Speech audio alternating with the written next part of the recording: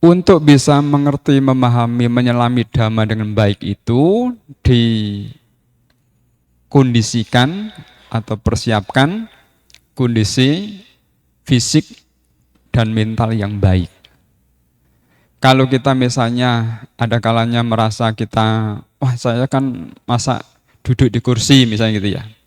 Tapi karena fisiknya tidak memungkinkan, menahan sakit, menahan nyeri dan lainnya. Lah bagaimana bisa mengerti, menyelami dhamma yang mendalam itu kalau fisik kita tidak siap? Seperti orang kelaparan, kehausan yang sangat-sangat parah misalnya. Nah, hal ini yang saya lihat juga, altar ini cukup tinggi. Ya, cukup tinggi. Sehingga ini juga menjadi satu kondisi yang cukup baik ya. Misalnya ya, kalau di beberapa wihara kami di Jakarta ya, ada kebaktian namanya kebaktian orang tua ya. Orang tua semua. Nah, itu semuanya pakai kursi. Ya tidak masalah. Tidak masalah pakai kursi. Artinya kondisi ini bisa memungkinkan untuk digunakan. Nah, Bapak sekalian, hal-hal seperti itu yang kadang-kadang sifatnya simpel, tapi kalau tidak kita pahami begitu ya, itu kadang-kadang menjadi satu perselisihan. Maka itulah harus diketahui dengan jelas. Nah, satu hal yang sekarang ini ya kita jadikan tema pada kesempatan Dhammasakasa ini ya. Sang pencipta di dalam Dhamma. Bapak sekalian, kita sebagai bangsa Indonesia ini telah diikat dengan dasar kebangsaan kita, yaitu adalah Pancasila. Di dalam Pancasila itu sudah sangat jelas bahwa sila pertama dinyatakan ketuhanan yang Maha Esa. Esa artinya apa? Tunggal. Esa itu tidak dua. Jadi bangsa Indonesia ini meyakini, mempercayai Tuhan itu Esa, tunggal.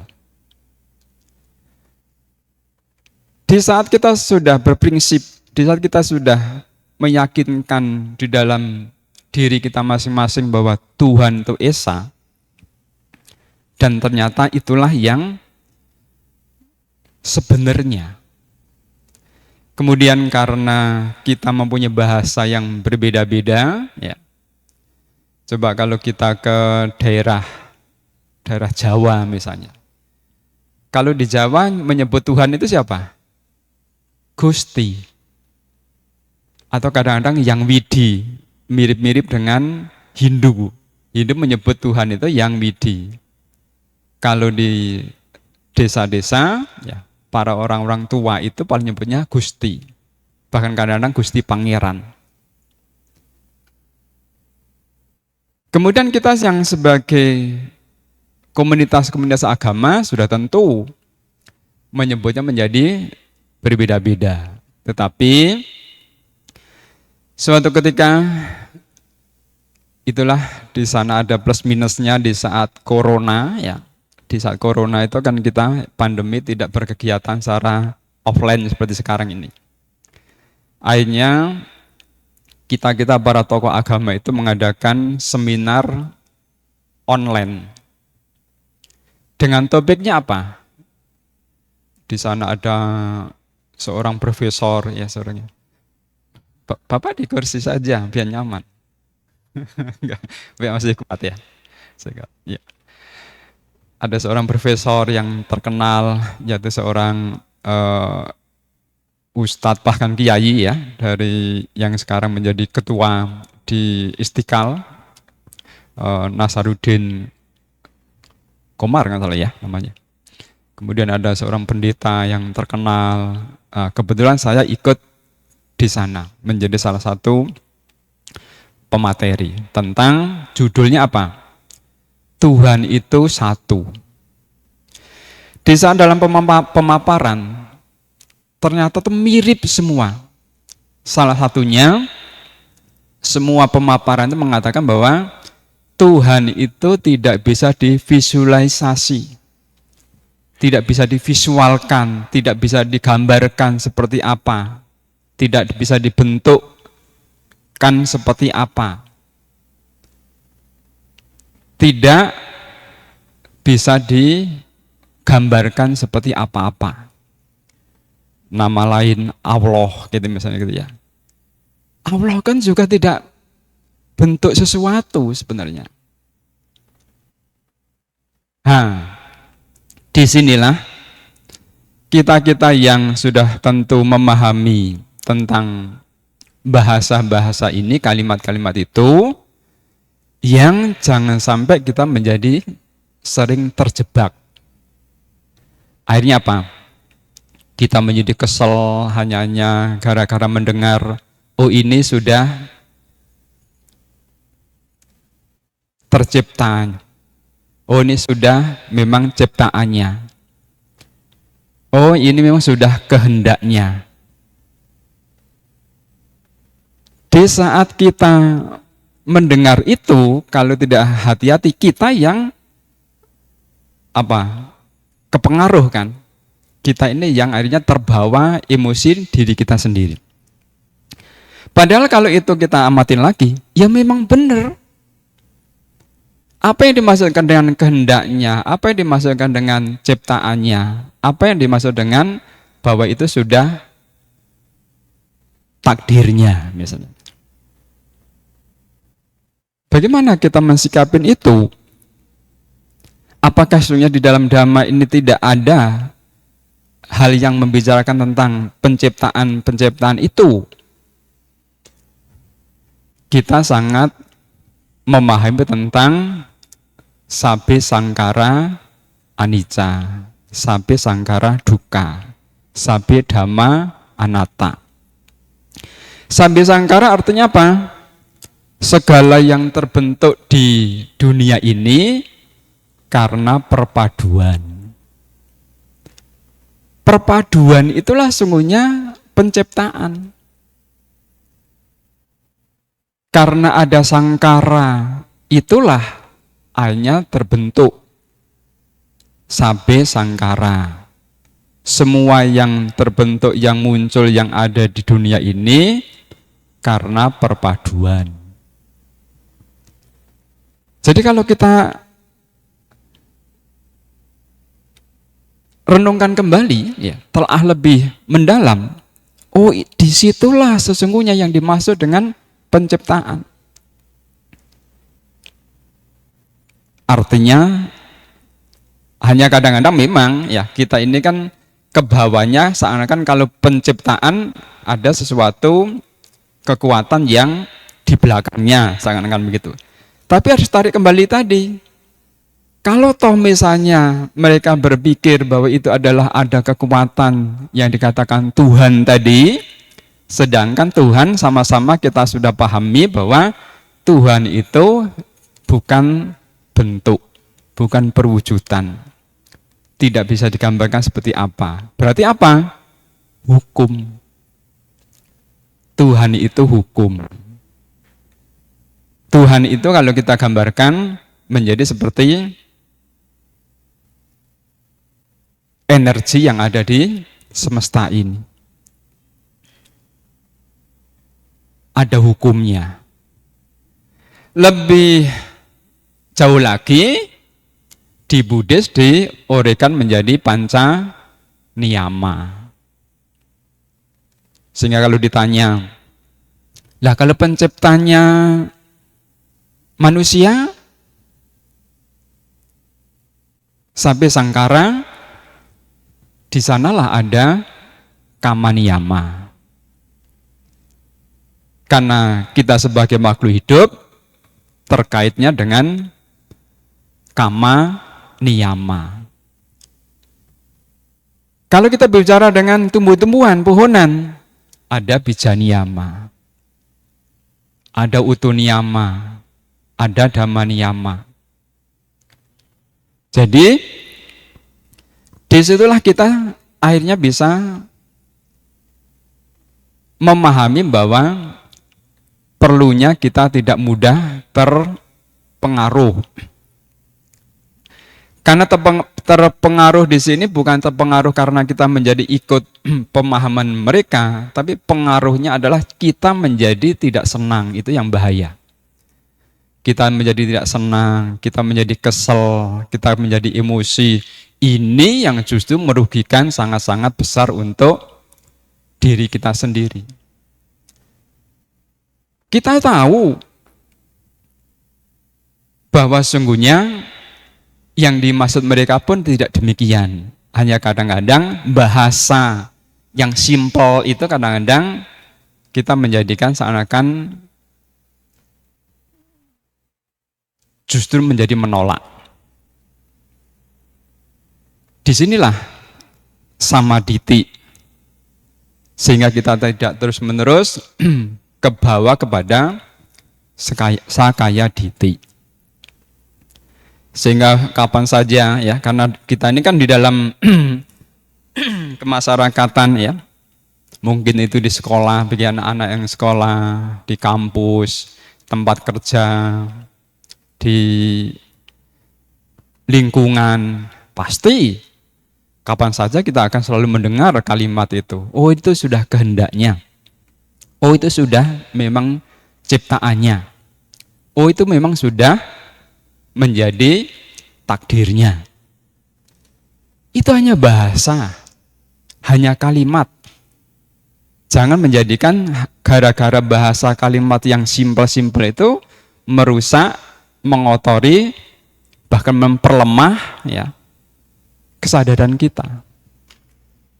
Akhirnya kita menjadi yang mulanya teman akrab ya, renggang gara-gara hanya kalimat simple. Mungkin relasi, mungkin teman bekerja, teamwork-nya kerja. Hanya karena bahasa yang simple. Kita pahami saja. Kan orang dewasa dengan anak-anak itu kan memang beda. Kita-kita yang dewasa sudah tentu melihat mereka-mereka anak-anak akan berbeda. Seorang anak, anak-anak, apalagi balita begitu, apa yang terpikirkan? Dan kita semua pernah menjadi anak-anak, menjadi remaja. Ternyata jauh. Dan itu memang tidak salah. Yang sering dikatakan bahwa pemahaman pola pikir orang tua dengan anak muda apalagi remaja itu ternyata benar. Saya termasuk dulu di saat remaja itu yang vokal kepada orang-orang tua. Baik itu di wihara, di kemasyarakatan ya, di Karang Taruna begitu ya. Maka sering dikatakan apa? Bagi orang tua mengatakan apa? Seperti pelawan apa namanya, yang suka melawan gitu. Padahal ya pandangan-pandangan pemahaman saja. Dan itu ternyata benar. Sekarang kita setelah saya juga sudah setengah abad lebih ini ya merasakan juga ya, menyadari juga bahwa oh ternyata apalagi anak-anak sekarang ya pintarnya sedemikian itu ya, dengan kita-kita yang ya tidak sekondisinya seperti sekarang ya memang jauh. Kita sudah merasakan oh apalagi dulu ya kita-kita yang secara pengetahuannya tidak semudah sekarang begitu, keilmuan tidak semudah sekarang begitu ya. Itu pun sudah berselisih, itu memang benar. Sehingga yang karena kita pernah mengalami seperti itu, ya kita bisa menaungi. Oh iya, apalagi sekarang ya, di dunia yang sedemikian luar biasa sekarang ini ya, hampir semua orang pasti selalu menggunakan smartphone-nya. Suatu ketika ada kejadian, kalau di biara gitu biasa ya, anak-anak di wihara, ya anak kapia ya mas, saya maksud adalah kapisa, kapia itu tidak pernah lepas dengan HP-nya ya, dengan aneka macam yang mereka lakukan. Ya kadang-kadang nyalakan kompor apa-apa juga apa sampai kebakar dan lainnya. Ya memang itulah yang terjadi. Kita tidak bisa strik seperti pada zaman-zaman kita. Karena juga untuk mereka-mereka para anak yang mau menjadi kapia juga tidak gampang sekarang ini. Karena apa?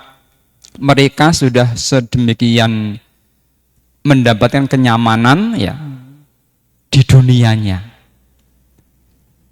Sehingga kita tidak bisa strik seperti yang pada sebelumnya. Ada satu wihara yang memang begitu striknya gitu ya. Akhirnya apa? Seminggu kapiannya ganti. Seminggu kapiannya ganti. Lah ya kan kewalahan sendiri. Akhirnya tidak ada yang mau karena ya tadi harus begini, harus begitu. Anak sekarang nggak bisa. Saya katakan dunianya berbeda dengan masa-masa kita. Paling tidak ya selama dia masih bisa melakukan yang sewajarnya, tugas-tugasnya, tapi tidak bisa sesetrik yang seperti yang sebelumnya.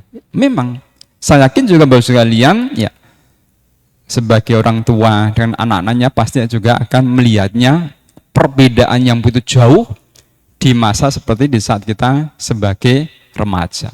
Mungkin Pak Freddy juga mengalami. Beda sekali. Nah, ini juga memberikan pandangan baru kan. Kita tidak bisa saklek seperti yang kita pikirkan. Nah, karena kita sudah menjadi dewasa, orang-orang dewasa tahu, memahami bahwa itulah kondisi yang ada. Sehingga kita tidak, pertama kita sendiri tidak terbebani ya. Kalau kita begitu saklek harus gini, harus gitu kan kita akhirnya terbebani. Akhirnya yang apa yang kita harus dilakukan yang terbaik akhirnya menjadi yang sebaliknya. Oh, anak itu sedang salah misalnya. Kita kan pernah ngalamin kan, kalau kita sedang salah, keliru gitu ya, diomelin, ditekan begitu, apa jadinya? Tambah mutung kan? Oh iya, anak yang sedang salah itu ibaratnya sedang masuk angin kan gitu kan? Dia jangan pola ditekan, dikasihlah obat, kasihlah antangin. Setelah dia sembuh, segar lagi, baru kamu ini salah, tidak boleh seperti itu, harus begini, begitu. Kalau sedang salah, sedang sakit langsung ditekan, ya tambah habis begitu. Itu ternyata yang kita semua harus pahami. Bapak sekalian, satu analogi yang saya akan sampaikan sebagai kekuatan kita bersama adalah agama Buddha ini memang sudah sekian lama, ribuan tahun. Kalau kita gambarkan agama Buddha ini adalah seperti bangunan ini. Pondasi, tiang, dan atap itu gambarannya adalah Buddha, Dhamma, dan Sangha. Kemudian kita sebagai umat Buddha ini apa? Mungkin jadi jendelanya, menjadi pagarnya, menjadi tamannya, menjadi halamannya.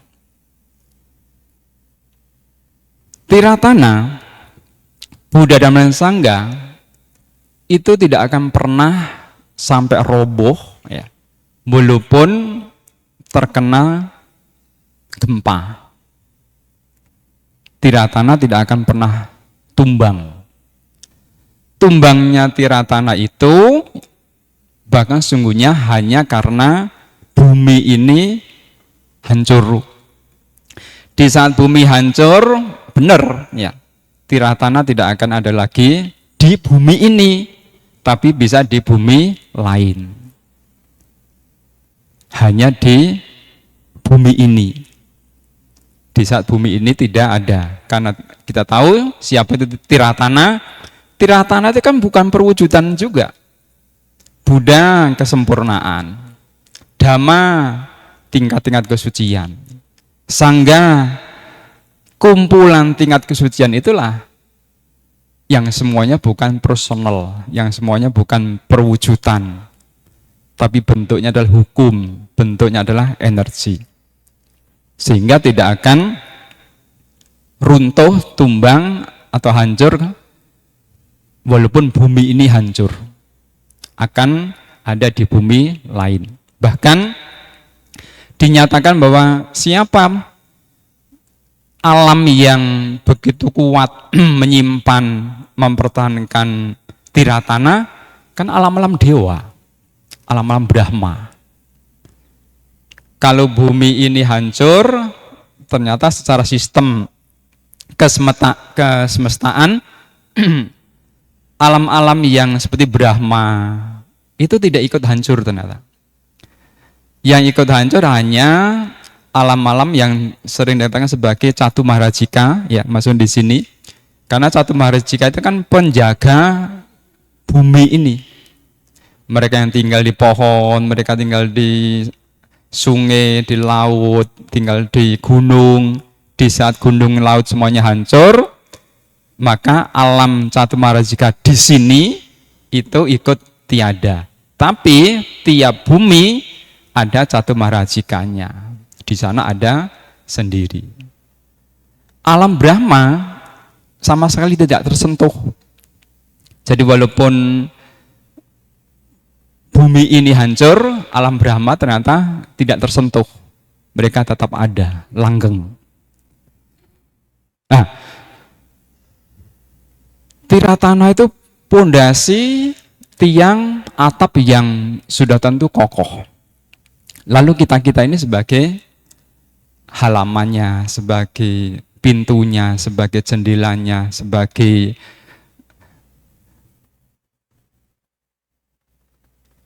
mungkin plafonnya begitu ya, atau lisplangnya gitu. Lalu kita semua adalah sangat ingin menjaga, bahkan adalah ingin memperindah, ingin mempercantik supaya rumah ini menjadi indah, menjadi bagus ya. Semua punya keinginan seperti itu dan semua melakukan seperti itu. Hanya karena kita juga ingin mempercantik, memperindah tadilah yang ada konsekuensinya. Misalnya apa? Biasa kan ya, kalau kita di rumah ada tiang-tiang, lalu dipasangin foto-foto, figura-figura, hiasan-hiasan bunga, macam-macam. Termasuk adalah juga misalnya kita sembahyang, menyalakan dupa, lilin. Di saat kita lakukan, kita semuanya berniatan ini adalah untuk memperindah, mempercantik rumah kita.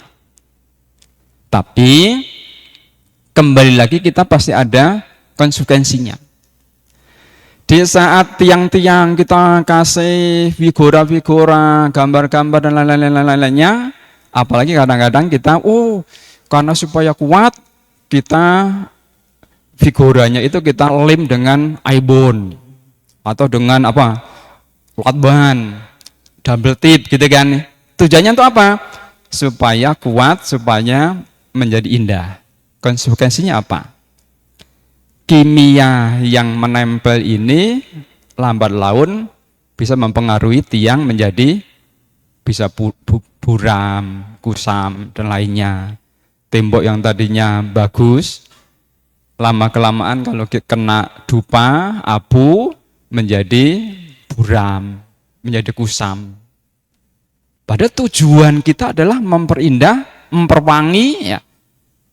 Di saat kita menyalakan dupa, menaruh bunga, adalah memperindah, memperwangi tempat itu. Konsekuensinya, lambat laun pasti juga ada pengaruhnya. Apakah konsekuensinya ini adalah kita sengaja kita menjadi cetana kita? Kan tidak. Tapi itulah yang bisa terjadi. Nah, inilah yang sungguhnya boleh ya, kita harus juga renungkan, kita juga mantapkan dalam diri. Oh ya, kita semua adalah ingin memperindah, termasuk adalah agama Buddha itu ya, dengan apa yang bisa kita lakukan. Termasuk tadi, bagaimana supaya kita tidak mudah hanya karena kalimat, hanya karena kata-kata, ya, akhirnya kita menjadi gampang kesal, gampang marah. Kan akhirnya kita tidak menjadi cantik, tidak menjadi indah, hanya karena sebuah pernyataan-pernyataan seperti itu. Nah, Bapak sekalian, kita tidak akan pernah terlepas dari namanya konsekuensi. Mungkin suatu ketika saya pernah sampaikan juga. Salah satu tentang yang kadang-kadang sering terjadi, bahkan itu menjadi satu polemik ya di dalam kemasyarakatan kita. Salah satu contoh ya, seorang petani tiap hari mau ngerjakan sawah, ladang, menanam. Lalu datanglah kita ya, yang dari perkotaan yang sudah tentu bukan seorang petani, yang tidak pernah mengolah sawah seperti itu, dengan sudah tentu pekerjaannya berbeda-beda, datang melihat di sana. Lalu muncul, kasihan ya, para petani, para penduduk, umat di sini ini. Loh kenapa? Itu tiap hari membunuhin makhluk-makhluk itu di sawah, di ladang, di kebun, dibunuh-bunuhin ya, dengan cangkulnya, dengan aritnya, mungkin juga dengan cabitnya, dengan goloknya gitu. Oh iya? Akhirnya kita balik. Anda sampai di tempat ini tadi pada naik apa? Oh, Bante, saya rombongan itu naik bus. Karena perjalanannya hanya 2 jam, saya naik bus rame-rame. Oh iya. Lalu, sudah berapa banyak makhluk yang Anda lindes dengan ban mobil Anda selama 2 jam dari kota sampai ke desa ini? Loh, kami kan tidak sengaja, Bante, itu mobil jalan itu kan sekedar pokoknya jalan. Persis. Para petani tidak pernah ada niatan, tidak ada cetana, menyangkul, membajak sawah, mencabit, mungkin juga membabat rumput-rumput, menanam di sana. Itulah konsekuensinya. Jangankan yang jauh-jauh naik mobil ya. Tadi Bapak sekalian duduk dari jam berapa? 8:30 ya? 8:30 ya? 8:30. Sudah berapa binatang kepencet kedudukan di tempat duduk ini? Apakah ada niatan? Oh, saya duduk, biarlah ini kutu-kutu, biarlah itu binatang mungkin semut dan lainnya, biar mati. Kan tidak ada. Tapi itulah konsekuensinya di dalam kehidupan ini. Tidak pernah ada yang murni 100%. Lalu Bante, apakah itu ada efek ya?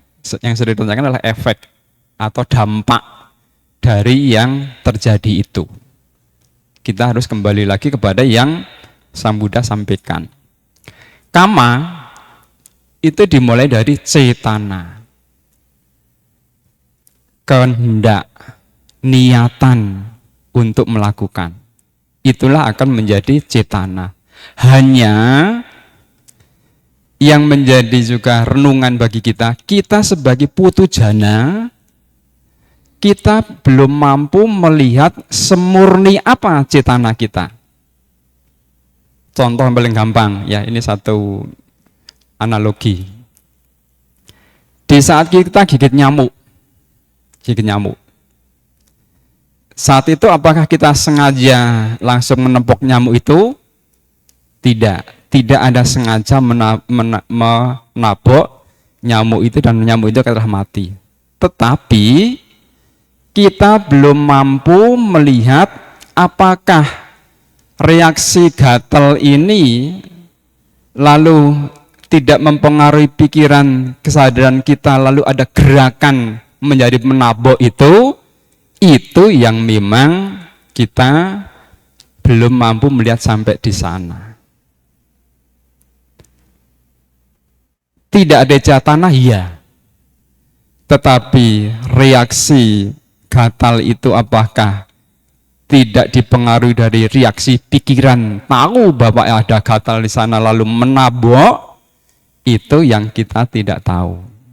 Makalah kita sebagai butuh jana sering katakan, ya, yang beberapa kali sampaikan, menanam padi, tumbuh rumput subur di sekitarnya, maksudnya termasuk seperti itu. Tanpa sengaja, tapi bisa ada sedikit banyak memungkinkan ada dampaknya. Tapi tidak 100% karena tidak ada cetana tadi. Tidak ada kemauan, kehendak yang direncanakan, yang diniatkan, yang hanya menjadi kekuatan dari cetana. Ini juga menjadi penting supaya kita tidak mudah juga terbawa tadi kan ke pengaruh, hanya kadang-kadang menjadi polemik yang bahkan perselisihan paham, pandangan, ya, hanya hal-hal yang kecil seperti itu, ya. Padahal itulah sebuah konsekuensi. Jangankan jauh-jauh naik mobil petani atau mungkin juga nelayan. Satu hal lagi yang kadang-kadang sering menjadi polemik lagi adalah peternak. Misalnya apa? Yang masih banyak kan sering adalah melihara ikan.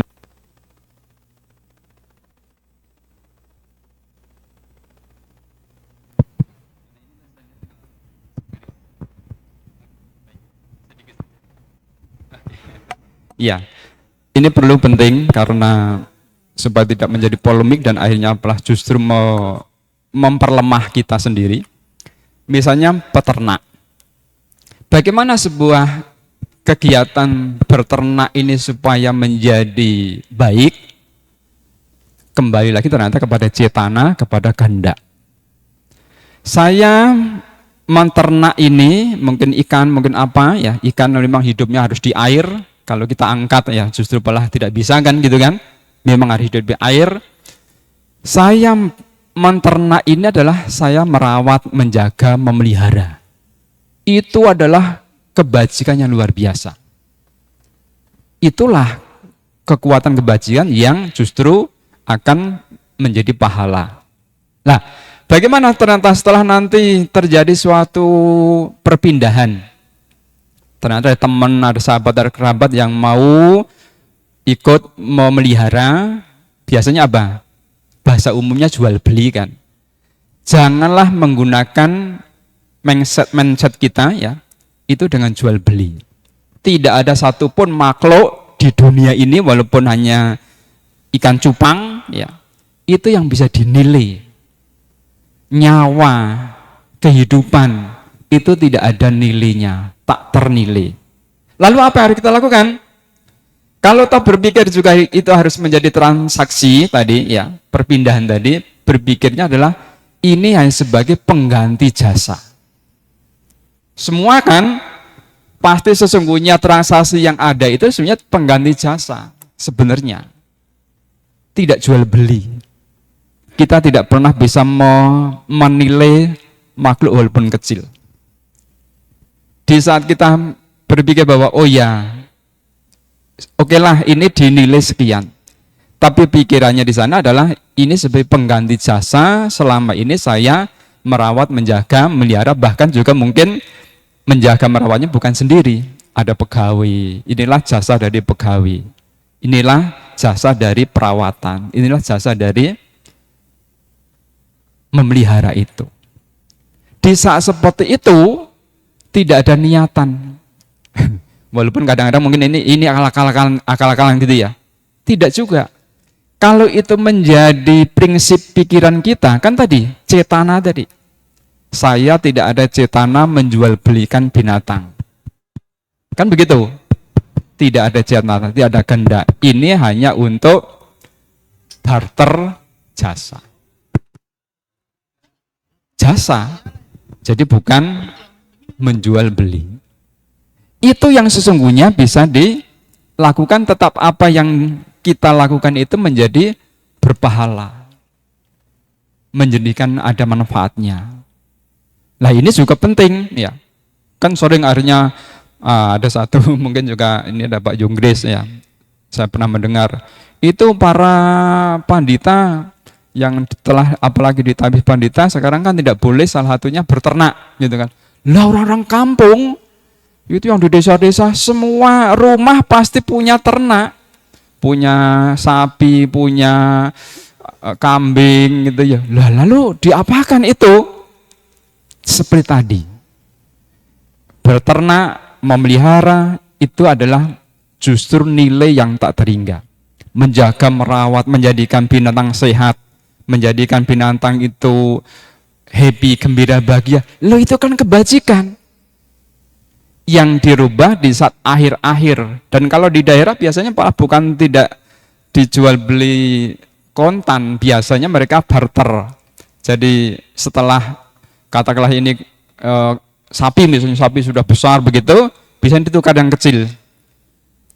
Jadi tetap dia ada sistem melihara yang lanjutannya. Biasanya kalau di kampung-kampung di daerah seperti itu. Jadi tidak bisa langsung, kalau sudah jadi upacarika, sudah menjadi pandita, tidak boleh berternak. Ya, orang kampung tidak bisa. Nah ini salah satu PR-nya juga Pak Yonggris ini ya. Nanti sebagai pemahaman bahwa ternyata ada sisi-sisi yang bisa dilakukan walaupun nampaknya kelihatannya seakan-akan itu adalah seperti cara yang keliru ya. Kan sering dikatakan bahwa berternak, berdagang binatang itu ya secara umum ya itulah yang salah, yang keliru ya. Tapi sesungguhnya ada cara. Sehingga kalau kita ingat ya, pasti Bapak kalian pernah ke Thailand, bahkan Sri Lanka dan lain negara Buddhis begitu ya. Ada sampai satu ungkapan, kenapa di Thailand itu sampai misalnya ikan berlimpah, dedagingan berlimpah dan lainnya. Karena prinsip tadi, pola pikir tadi. Sehingga tidak mereka berternak, bernelayan, bertani, ya tidak takut, tidak ragu, tidak cemas, bahkan akhirnya tidak bimbang, bahkan mereka bersemangat, bahkan terkenal bahwa pertanian di Thailand itu sangat maju, peternakan maju, perikanan maju dan lainnya. Ya karena tadi pola prinsipnya yang sebenarnya dijadikan pemahaman yang benar. Nah ini yang menjadi penting sehingga kita sebagai Buddhis tidak selalu ya dipenuhi dengan kebimbangan, keraguan ya sehingga tidak maju-maju. Bapak sekalian, sekali saya ulang, janganlah mudah terjebak dengan kalimat-kalimat yang sepele dan sungguhnya intinya ada sama. Pertama tentang yang sering masih selalu ada dalam perbincangan, percakapan, pergaulan kita adalah tentang tadi sebutan-sebutan seperti Tuhan, pencipta, bahkan kehendak, takdir. Itu sungguhnya di Buddhis sungguhnya juga ada. Hanya pemahamannya yang berbeda, hanya bahasa, hanya kalimat. Jangan mudah terpengaruh sehingga kita menjadi kesal, emosi, tidak senang, hanya pertemanannya kita menjadi tidak ada, relasi menjadi berkurang, bahkan juga sungguhnya akhirnya merugikan diri kita sendiri. Kiranya itu yang saya sampaikan pada kesempatan ini. Harapannya kita semua selalu maju dalam dharma, dhammo, cari sukang seti. Di saat kita berada dalam nilai-nilai dharma, maka sesungguhnya kita akan selalu berbahagia. Sambe sata bhavantu sukitata. Sadu. Demikianlah damai yang telah kita dengarkan bersama. Semoga membawa manfaat dan dapat kita praktekkan dalam kehidupan sehari-hari.